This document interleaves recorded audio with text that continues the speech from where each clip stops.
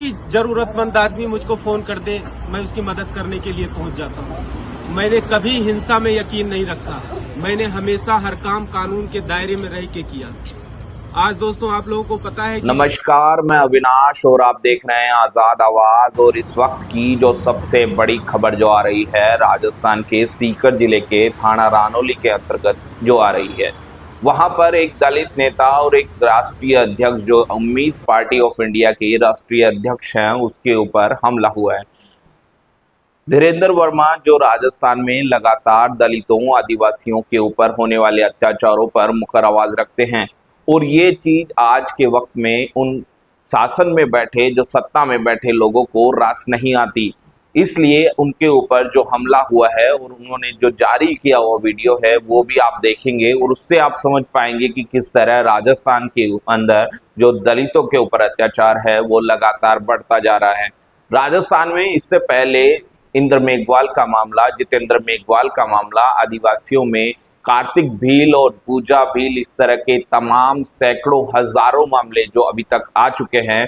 इससे पहले आप जानेंगे कि राजस्थान में जो गढ़ है वो, जैसे राजस्थान में जो दलितों के लिए जो जमीन है वो किस तरह की है, वो लगातार हमले होते जा रहे हैं, लगातार हत्याएं होती हैं राजस्थान में, आदिवासियों के ऊपर लगातार अत्याचार होते जा रहे हैं, लेकिन जो सरकार है वो आंख मूंदे बैठी हुई है। आप इस वीडियो को देखिए। और जेई को लेटर भी लिख के मैंने दे दिया था कि आप इस मामले को, जब तक इस विवाद को निपट न जाए तब तक आप लाइन मत खींचना। आज लाइन वहां पे खींच रहे थे, न ठेकेदार था, न वहां पे कोई बिजली विभाग का एक्सीएन था, न जेई था, न कोई ठेकेदार था। उनके लेबर तार खींच रहे थे। मैंने पूछा, केवल इतना ही पूछा कि आप तार खींच रहे हो, आपने इन खेत वाले लोगों से पूछा, इनकी सहमति ली नहीं ली? दोस्तों मेरे इतना पूछते ही, क्योंकि ठेकेदार भी बीजेपी के हैं, ये जेई और एक्सीएन भी सब बीजेपी के मिले हुए हैं, ये लाए हुए हैं उनके, और इन लोगों ने मिल के मेरे साथ मारपीट की। मैं कोई अपनी लड़ाई लड़ने नहीं गया था, मेरे साथ मारपीट की, जान से मारने की नियत से सरिया राड लेके आए। कोई बात नहीं है, सत्य परेशान तो हो सकता है, पराजित नहीं हो सकता है। आज सत्ता तुम्हारे पास है, आज बीजेपी के लोगों के पास सत्ता है, कल सत्ता बदलेगी भी। और बदला कैसे लिया जाता है तो कांग्रेसी हैं, इनको पता नहीं है कि कैसे राजनीतिक ताप दिया जाता है। कभी सत्ता परमात्मा चाहेगा, गरीब लोगों की दुआ से अगर कभी सत्ता हाथ में आई तो बताएंगे इन लोगों को एक एक हिसाब। इन लोगों, सारे लोग मेरे नजर में हैं जिन लोगों ने आज इस गरीबों की लड़ाई को, मिशन मूवमेंट को, अरे मैं एक पॉलिटिकल पार्टी का राष्ट्रीय अध्यक्ष हूँ, इंडियन रिप्रेजेंटेशन पीपल एक्ट 1951 में मैं एक पॉलिटिकल पार्टी का अध्यक्ष हूँ।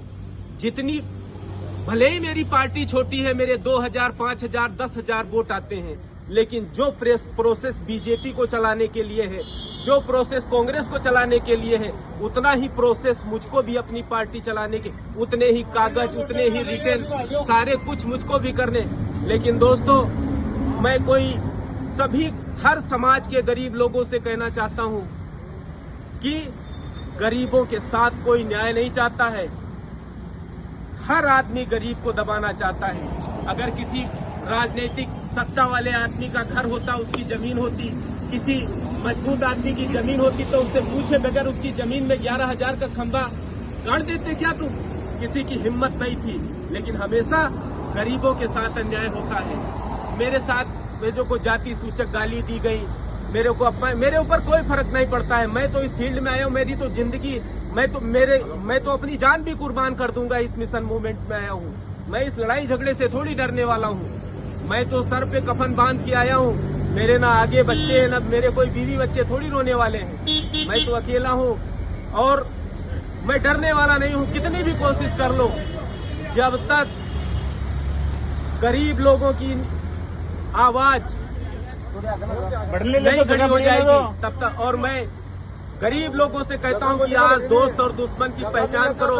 जो चुनाव में तुम्हारे दरवाजों पर वोट मांगने आते हैं, आज उनकी पहचान करो, कौन दोस्त है और कौन दुश्मन है। मेरे नौजवान साथियों, आज हम लोग थाने पे बैठे हैं। आज रानौली की पुलिस 4 घंटे से मैंने एप्लीकेशन दे रखी है, मेरी एफआईआर दर्ज नहीं कर रही है। कोई बात नहीं, एफआईआर तो तुमको दर्ज करना पड़ेगा। वरना इतने आदमी यहाँ इकट्ठा, अभी तो मैंने किसी को फोन भी नहीं किया है, केवल मैसेज ग्रुप में डाले हैं। एफआईआर जब तक दर्ज नहीं होगी, आरोपियों की जब तक गिरफ्तारी नहीं होगी, तब तक हम लोग यहाँ से उठने वाले नहीं हैं। और आप लोग जहाँ भी हैं, जो भी मदद कर सकते हैं, आ सकते हैं, आप लोग आए। धन्यवाद।